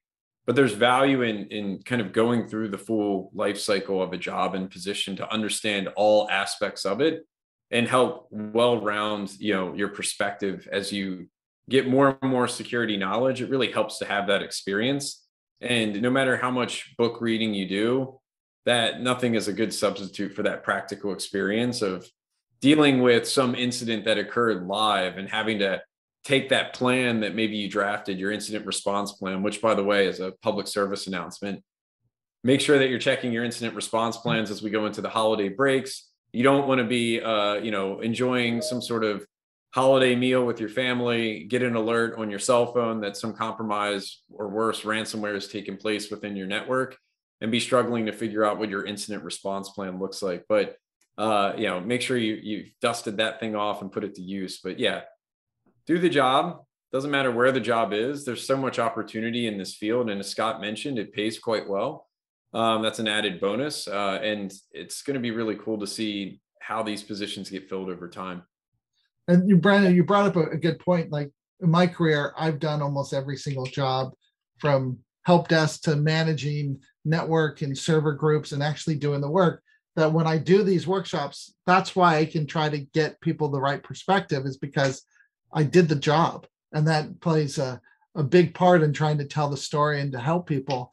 And it's from that experience. And that's what we try to give to you, is the real world type of scenario that you might come across, and trying to give you that kickstart. Yeah, and this has been a great year in review. I guess if I could put one thing out there that I didn't spend enough time on, I would have run more theories of the imagination. Like, throw the diamond model up on your whiteboard, and right up there, adversary, victim, capabilities, infrastructure. And imagine, like, what if you're early in your career? Okay, what if this was my intended victim? Name a company or a target of some kind, and I want to get to that target. Okay, and what capabilities would get it there? What infrastructure would be required, and who would want to do that? And when you can go into that theory of your imagination, I assure you, you're then going to come across them in real life, and you'll detect them sooner. You'll understand the pattern matching a lot quicker, because you've gone there in your own imagination. I wish I would have spent more time thinking about what would be possible given those various components switched around and changed out, and gamified it, and played myself at that game. If I had done that, then when seeing things, I could have discerned what it was a lot sooner, and would have naturally developed a taxonomy while I'm playing a game in the theory of my imagination. So anyway, sorry, Benjamin, you wanted to let people know that they can actually try this stuff out. Yeah, I want you to make sure that you have an account with us. Go out to community.riskiq.com/learn-more/illuminate, and you can sign up. Remember, it's free. You can try it. You can gain the experience to help you in your career, help your organization, help you learn and experience new types of things that are out in the public all the time, that we're trying to bring to your attention, that could really help you in your help the industry and make the world a safer place, and make the internet safe for everyone. And all of our videos are available, all of our previous workshops years back even. They're on demand via our website. And we will not see you guys again until late January. So look for our next campaign. It'll be up and live by next week, so you can sign up, and we'll all take a little break, hopefully. And I want to thank, happy holidays. I want to thank Brandon and Scott for joining us today.